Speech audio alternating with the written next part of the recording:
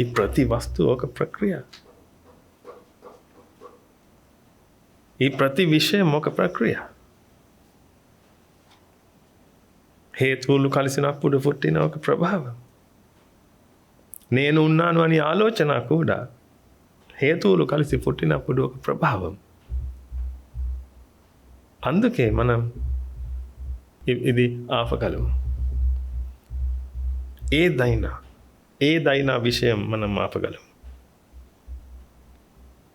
మీ శరీరం, మీరు కావాలంటే మీ శరీరం కూడా ఆపగలం. ఎందుకంటే మీ శరీరం అంటే ఒక ప్రక్రియ. ఈ శరీరం పుట్టడానికి ఒక కారణం ఉంది. ఈ కారణం లేకపోతే ఈ శరీరం పుట్టడం కూడా అసాధ్యం. మీ మనస్సు అంటే ఒక ప్రక్రియ.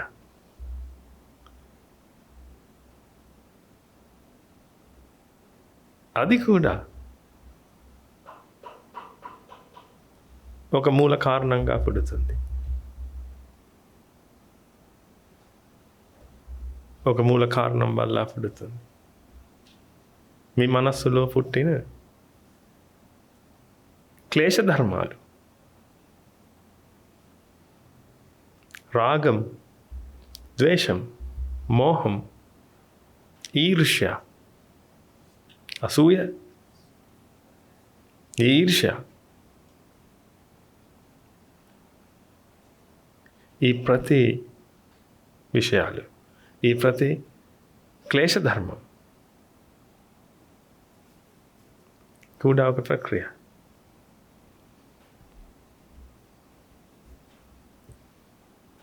నేను ఉన్నాను అని ఆలోచన కూడా ఒక ప్రక్రియ. నేను ఉన్నాను అని ఆలోచనతో వచ్చి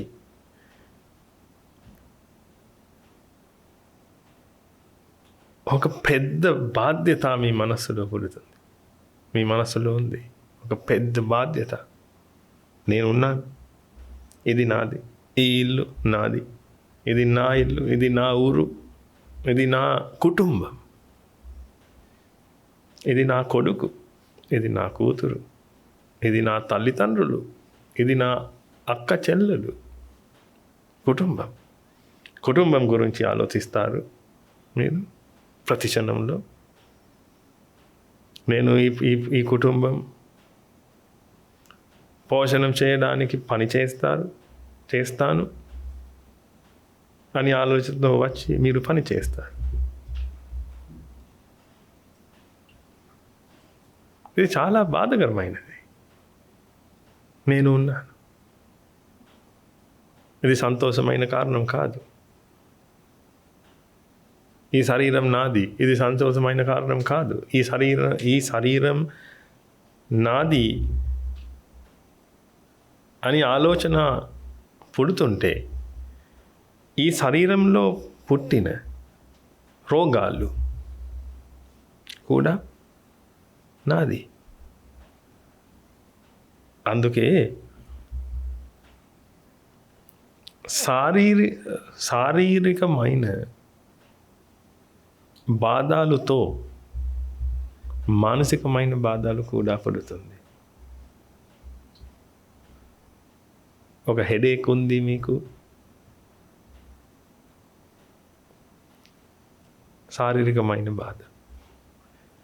నాకు ఒక హెడేక్ ఉంది, ప్రతి క్షణంలో నాకు హెడేక్, నా తలలో హెడేక్ పుడుతుంది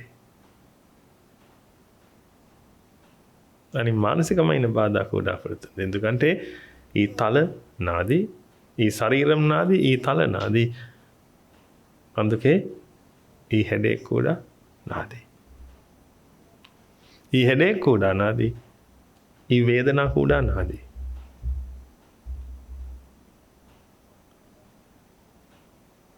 అందుకే ప్రతి క్షణంలో బాధపడుతున్నారు.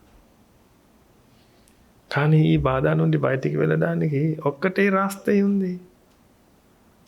పని చేయడం, ఏదైనా పని చేసి ఈ బాధ నుండి బయటికి వెళ్ళడానికి ప్రయత్నిస్తారు. కానీ ఈ బాధ ఎలా పుడుతుంది? ఈ బాధ ఏంటి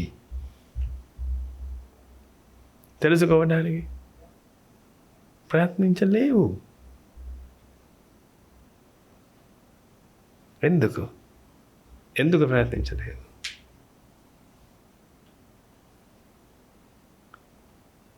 పుణ్యం లేదు.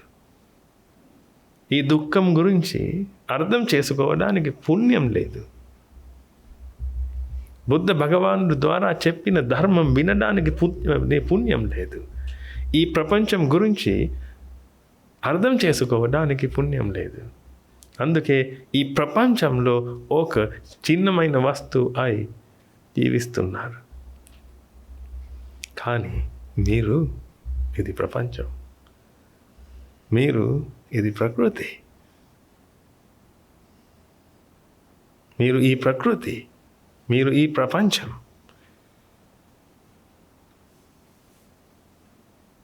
కానీ నేను ఉన్నాను, ఈ ప్రపంచంలో నేను ఉన్నాను, ఈ ప్రకృతిలో నేను ఉన్నాను. ఈ ప్రకృతి అంటే ఇది, నేను ఉన్నాను అంటే అది. నేను ఉన్నాను, ఇది నా శరీరం, ఇది నా కుటుంబం, ఇది నా వేదన, ఇది నా బాధ. బాధ పుడుతుంది, బాధతో కలిసి ఇంకొక బాధ కూడా పుడుతుంది. ఎందుకంటే ఇది నా బాధ. రకరకాలుగా బాధ్యతలు ఉంది మనకు. బుద్ధ భగవానుడికి కూడా బాధ్యతలు ఉన్నాయి. కానీ ఈ బాధ్యతలు బుద్ధ భగవానుడికి కాదు. ఈ బాధ్యత ఈ ప్రపంచానికి, ఈ ప్రపంచం యొక్క బాధ్యత, ఈ ప్రకృతి యొక్క బాధ్యత. మీ శరీరం ఒక ప్రభావం. మనం చర్చాము, ఒక ప్రభావం. ఈ శరీరం అంటే ఒక శక్తి, ఈ శక్తి అంటే ఈ ప్రకృతి. మీరు ఈ ప్రకృతి శక్తి ఉపయోగించగలరు. ప్రకృతి శక్తి అది మీ శక్తి కాదు, ప్రకృతి శక్తి.